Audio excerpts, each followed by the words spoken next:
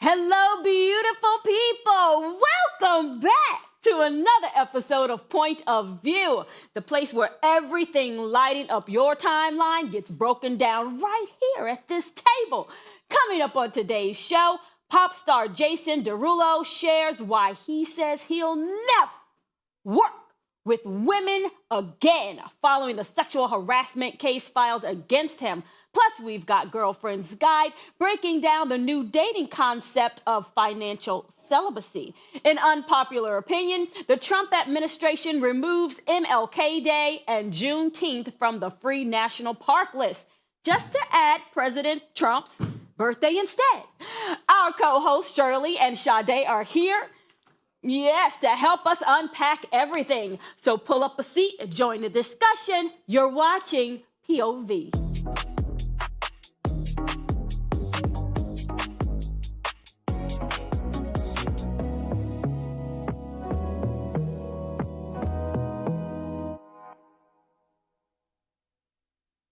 Jason Derulo shocked fans when he told Graham Bensinger never work with women after a sexual harassment case that's followed him for 2 years. He's setting boundaries and reevaluating his career.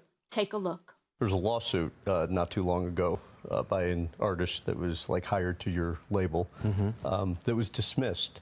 Twice. What did you learn going through that? Never work with women. Oh, come on. There's truth in every joke. But it's a sad truth. I will never be alone in a room with a woman that I work with, ever again. Why? It's too risky. That case was dismissed twice in 2 different states. And there's hardly no mention of it online. There's a lawsuit.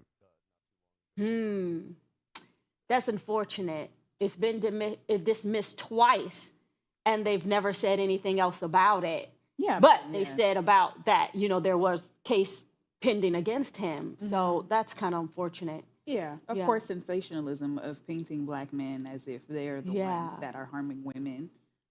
It's weird because normally there would be a follow-up hey, this case was dropped, but I guess it wouldn't get them as much media attention. I don't think it's normal. And I think a lot of celebrities have been making that complaint is that the accusations are never as loud as when they get their names cleared. Nobody's mentioning it and this, that, and the other. And I think that should be something that the media should be doing. If you made the accusation and you made the news big, this, that, and the other, you should also have the follow-up of, hey, this person was acquitted of whatever the case is. Yeah. Sure. And he's saying that he's never going to work with women. He'll never be alone in the room with women. He shouldn't be alone in the room with anybody because men could also, try to scam you probably in a different way than a woman would try to scam you. So I don't think him saying that, oh, he'll never work with women. Yeah, don't work with women. Don't work with anybody by yourself. Yeah, I definitely agree that, if he's going to be cautious, it should be all across the board because we see even with the Tyler Perry scandal that was going on recently, that men can equally make similar accusations. But I also think that everyday people, often we hear them talk about that as well. When you are accused of something, it's so loud, but when it's time, you know, To clear your name, name, it's, you know, so quiet and no one's really saying anything. It's just like, oh, it never happened. And so, you know, I think that that's something that all people should, you know, just be better with. Like, if I'm gonna be loud about what you did wrong, let me be right, you know, loud when you make it right. And he didn't even have to make it right, allegedly, because it was thrown out into. Yeah, but I don't know. I think kind of like seeing Jason Derulo outside of music and just kind of hearing how he sounds. I mean, you can't judge a book by the cover, but he just seems like so passive and mild-mannered. So, you know, I wouldn't put Diddy on his name. Right. That was a stretch. Yeah, it seemed. Yeah. But I mean, I think it's really sad because sometimes, you know, when you're trusting someone and you think you can work with them, and I think this is both for women and men, you think you can work with them, you think you can work with them privately, and then you find out that people will put your name out there, and what do you have? You have your name, your reputation. Yeah. And then when that's tarnished, it's really hard to get that back. In the court of public opinion specifically. Because Absolutely. Once people have made their mind up about who you are, what you've done, at that point, they don't even really care about the rest of it. So Which I think is so disgusting because, like, no one is without sin. And I hate the ruler that people are measured by, that we measure other people by, when we be just as filthy in our own way. Like, come on. Like, you're not that good. That's one of my biggest pet peeves that I've seen online, is that people will say, you know, you need to do this, you need to make things right. And then when they do it, oh, it's performative. Oh, you're just doing it because we called you out. And it's like, well, where do these people win? If they claim that they're wrong and they take full accountability of something, and they take full accountability of their actions, then you say, oh, you're doing this just for the social currency. Well, when do we believe people? Exactly. When do we start believing? Yeah. And that's why you can't do it for the people, you know. I mean, if you're going to do it for the gram, baby, but not for the people on the ground. Yeah. Do you think that he will be able to repair his reputation? Because he said he lost brand deals. He's lost millions of dollars since this has happened, and dismissed twice. So where do you think he stands now with his reputation? Can he recover? What? Countersuing? Because his brand deals, like for Jason Derulo, like a good chunk of his income as a celebrity isn't just from his music. He doesn't need to do music anymore. He just needs to say a couple things on the internet and someone's going to pay him for it. I would literally be heartbroken if majority of my income from brand deals were taken from me because someone decided to lie, or because they couldn't hold up what they were saying in court. Well, we have started to see that celebrities are starting to countersuit. I mean, we definitely heard that about Cardi B. Cardi B was like, look, let it happen again, and I'm countersuing. You're not going to do it to me anymore. And Megan just won one, too. Oh, so see, this is what's happening now. Now, that's since they start seeing this trend of, you know, just filing suits against celebrities. Wow. So it's not just the money, it's also to get some clicks. I need them to start suing the major brands. Like when they get sick off of a food, why y'all not suing them? The real millionaires of the world. We're not gonna sue L'Oreal, the LMVs. Like we're so focused on black celebrities. Campbell soup. Somebody.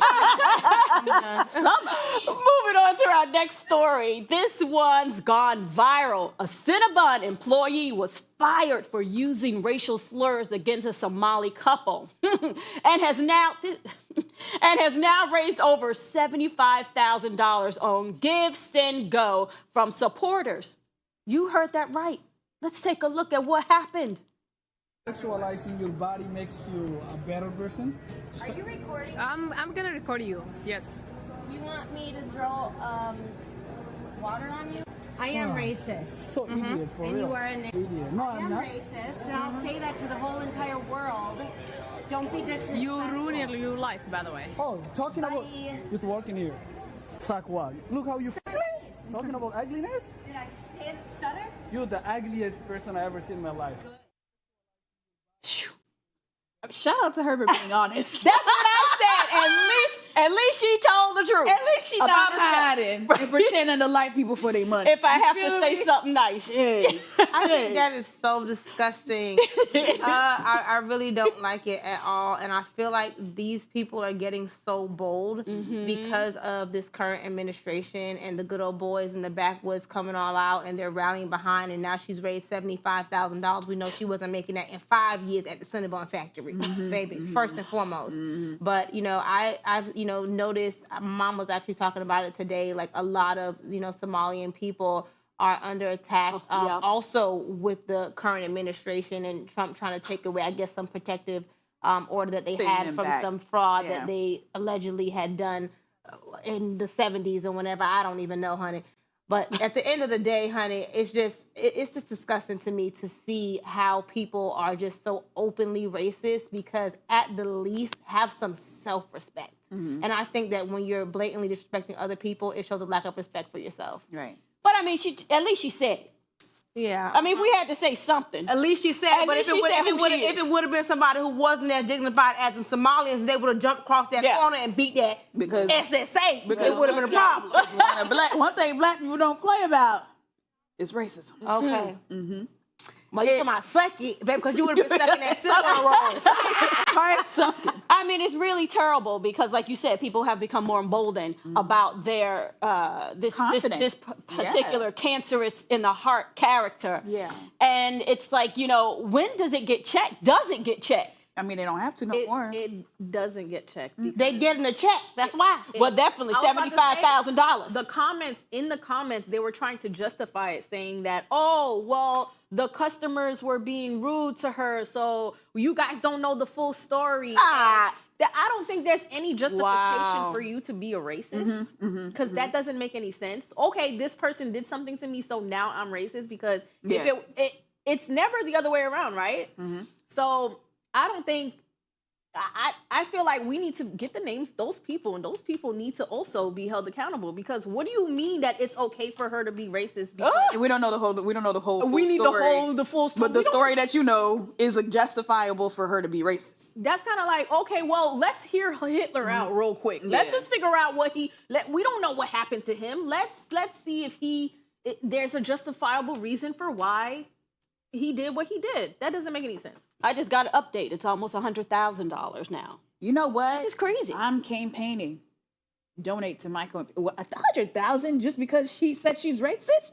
Well, maybe not just because. Maybe because her behavior, was racist as well. So maybe saying it is, that's just the added bonus for her. I don't know. Supports their thought process. Yeah, this is really sad. Money, you would probably need to put on a Burger King or Cinnabon and maybe, call somebody a rich cracker a few times. Oh, wow. We have to take a quick commercial break. Girlfriend's Guide and Unpopular Opinion are coming up right after this. Stay tuned. You're watching POV.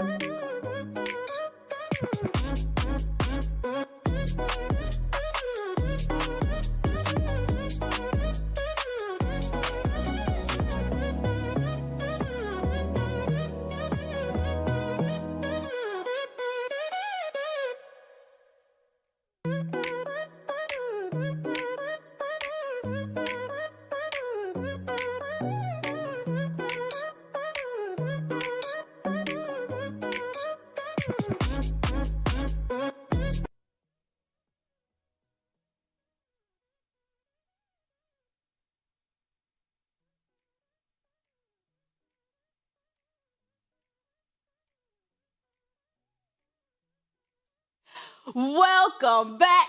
Now it's time to get into all things love, life, relationships, and everything in between. We're getting into Girlfriend's Guide.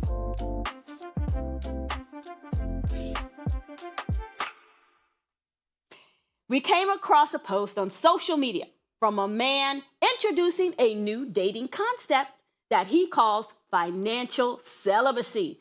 In his post, he writes, "I'm financially celibate, saving my money for marriage." But here's the question. Is this a smart approach to relationships and personal finance, or just a strict rule that could backfire? I like the idea of the financial celibacy. I think he should stop dating. I'm confused. Well, I think that maybe, I don't know, he is saving all his money, but I mean, he's saving his money for the future of something that he's expecting. Is he dating? Because that Well, costs how you money. gonna find? Not like pursuing multiple people. Let's just say in the girlfriend stage. Well, he just said celibacy, so I guess that there's that he said one he's part saving of for dating. marriage. There's that one part of dating where you date, and there's the other part that you know Courtship? you do other things. I just got so much question. Are we so spending in there's a courtship? difference. You do stuff for free? There's that part for dating, so you go out Would and you want to date someone that's But there's gonna be another financially part celibate where he's with you? say celibacy. People are dating and they're celibate. No, No. Do you want to date someone that is financially celibate toward you? there's a difference. There's dating and there's celibacy, right? People can date and be celibate. Yeah. Sexually, So why when not? we're saying we're not going to have sex until we get married, but does that mean we're not going anywhere either? Because that costs money. Yeah. Well, I think you're going places, but you He's know, spending the just money. He's saying financially celibate. he's saving for he's marriage. not, but he's not spending it. But what I'm saying, there's a difference. We say that, you know, you can date and you're being celibate. So he could date. So you can date and not have sex. Isn't No, it? you Celibacy, cannot not date having and sex. you cannot date and not spend your own financially. money. Who's Who's spending money? Where Is he y'all spending going? money? Which I mean, I thought maybe he could do both. He could save his money and He said he's saving his Just money celibate. for marriage. I get it. Yeah, he did say it. So that means he's not spending. Well, then I don't know how he's gonna find a woman. you out to eat. I don't know how he's gonna find a woman. I just need all the other men who want to be financially celibate to know one thing. no. Okay, Summer Walker was right. Spend it on me. No, I agree I don't know with why he him can't. being a financially celibate. Take him out the dating pool. Remove. Get out of this. If you say dumb stuff like that, great. So we know to Wean off get the away weak. from you because that's This what we is know. Darwinism in its Oh finest. my gosh. This is Darwinism in But its why finest. can't this be a good thing? Because he's not going to find anybody because he can't take nobody out. Is he could- spending? Wait, no, he could find somebody. Okay. Barely. But he gonna find somebody. Is he spending on himself? Is he paying for himself? I don't know. That's why we needed to So have more information. we the people would like financial celibacy to be defined. Is financial celibacy meaning you are not going to spend a dime until you and your partner has been married?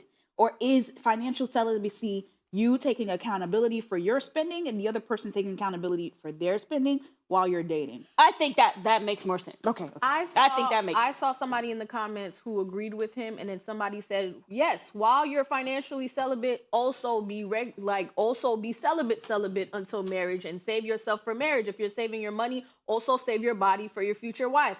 And Buddy said, "Hold on, you're doing too much." Ah! Oh, the guy said? No, somebody in the comments. I don't. It wasn't the author, but they were like, "Yo, you're doing too much now. Calm down." Well, so now you're going to be just financially giving me celibate, your whatever. body and I'm not getting any money? So when you read it, did he define what the celibacy meant? No, but the tweet said he's waiting for a marriage. That's what he said. He's gonna save his money. But is it unrealistic, you think? As a Is it man, not a good thing? he can't. How can he court you? Is he just going to open the doors and you're not going anywhere with the open See, doors? that's why I think he means two different things. Are all our dates going to be free? I think it's like dating with no sex. That's what I think. Dating with no money. There's somebody out there for. I'm trying to make it right. I'm trying to make it make sense. There's somebody out there. But I'm not for doing a good everybody. job. That's it. So that's walks in the park. It can't be on a hot summer day because he's not spending any money if you need a popsicle.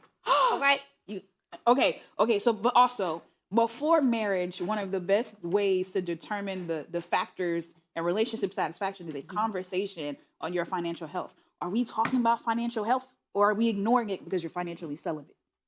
Well, do I know? You have a whole lot of health. Do I know how many student loans you have? Do I get to know are you in debt? Like, is that conversation between us since we're dating? Yeah, well, see, maybe that's the thing. You need to be a little more clear about this celibacy. What exactly does it mean to this person when he's saying he's being financially celibate? Please define your financial celibacy. Do you think it's too much? Do you think it's too much focus on money over love? It's 2025, baby. I know a lot of people in all different kind of tax brackets, and this has been a year for the books, honey, and not in a good way. So I'm not interested in anyone even remotely talking about financial celibacy, baby, because I need my money, your money, any money your mama left you. Okay? In 2025, prepare for 26. 2026. Well, I mean, some people making $100,000 for being racist. So I mean, you know. Yeah, baby. Right. So, maybe that's the clue. give me the script, honey. Tell me Right, what to maybe say. that's what you do right there. Oh my gosh. Well, we need to look a little more into that. That guy need to explain this a little bit more. Maybe we can get the him to call psychology in. behind it. Yes, call in. That'd be helpful. We need more information. Moving into our final segment of the day, let's get into unpopular opinions.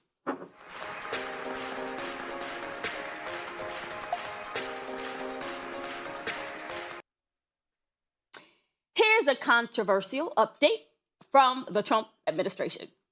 They've removed Martin Luther King Jr. Day and Juneteenth from the list of free admission days at national parks. And guess what? They've added President Trump's birthday instead. Should MLK Day and Juneteenth remain free admission days at national parks? I'm confused. I've been so confused today. Maybe because it's Monday. Everything's just confusing. I'm just so confused. Remain free at the national park these days. I think any day that was Day on and that Juneteenth. list, anything that was on that list should have been free. I don't feel like anything should have been removed because they were added for a reason. Well, he had to add his birthday. I mean, So you take off 2 black holidays to add your one birthday that nobody, I'm sure, including your wife, even remembers. Well, I mean, you know, Okay. according to our last segment, well, you know, There are so many other holidays on that calendar that don't need to be, like National Beach Day is a free National Beach Day could have been removed to add his but birthday. maybe people don't really pay attention to National Beach. They do, because I've been. I mean, MLK Day is a way bigger holiday. All I know than is that. I went to the beach on National Beach Day. Juneteenth has become quite, common and exciting, a nice holiday. Well, for the blacks, obviously. So That's why I said he should have removed National Technically- Beach Day out. Technically for everybody, and I think that only the black people should have Juneteenth off, but that's beyond. Only the black. But he could have just added his birthday. Why you specifically took off? And he took out Black History Month last year. Yes, he did. And he took everything DEI. It looks like he's targeting a specific ethnicity. Because there was no reason for you to take that day, those 2 days off. And I work at a bank. I need you to put those days back. Now, many people do not think that he's targeting a specific ethnicity or culture of people. Who do you think? Many people don't think that. Who don't think that? Many people do not think that. the Proud Boys got it. The people that donated to the Campaign? the girl earlier. The Cinnabon racists. Those people. Yeah, I mean, I'm really not understanding why it seems like there are some people who says that, racism doesn't exist, that what he's doing, it's not really targeting. I mean, what do you say to that? I mean, I don't understand how no one can see it. Why is this not obvious? Some people really do. Add Juneteenth into the calendar during his presidency? Wasn't it made a national holiday during his presidency the first time? And then now he removes it? Because it wasn't national. It seems like that. Nationally, he added it. Yeah. I think you could have removed National Beach Day. I mean, what message does this send about which holidays and legacies are valued? This whole administration has obviously been targeting specific people. And while they're targeting specific people, it's also trickling down and affecting everybody else, because it's not just Black people who are getting Juneteenth off or MLK Day. Everybody was getting these specific days off. And yes, he's trying to, it's sending a message that you're racist, but it's also affecting everybody else, which is why I don't understand why everybody else is not standing up for these things, because you guys are also benefiting from Juneteenth, from Martin Luther King, from Black History Month. Like, everybody is we're all Americans at the end of the day.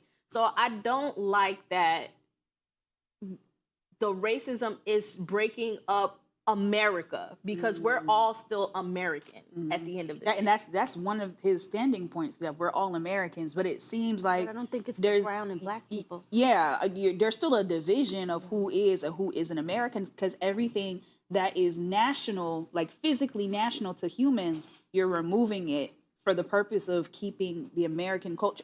This is American culture, the melting pot. Every person's ethnic background, the things that they do, the things that they celebrate is a part of being American. And taking it out, are we taking away the opportunity for people to feel connected to their nationalism? Oh, yeah. Well, I mean, I think that's exactly what it is, because they don't want us to feel connected here. They don't want us to have any sense of pride or ownership, because ultimately they want us to go back where they believe we came from. I mean, they brought it when to. they weren't here first either. I mean, hey, I don't know what's going on. Okay. But at the end of the day, I was watching a new Selena documentary the other day. If you guys haven't seen it, maybe check it out on Netflix. Selena, yes, the one that her family made. And her dad was talking about how, Mexicans were like severely discriminated against, and how they went through segregation and all those things, and whites only. And I never knew anything about that. Anyways, we got to talk about that later, y'all. I know we got to wrap. My bad. well, that is a quick wrap. Okay, that's a wrap for today's I was episode. going somewhere. But before we go, we'll leave you with a quote for the day. Life isn't a rehearsal. Show up fully, or don't show up at all. Thanks for hanging out with us on POV, and don't you forget, you can catch us Monday through Friday only on Afro TV.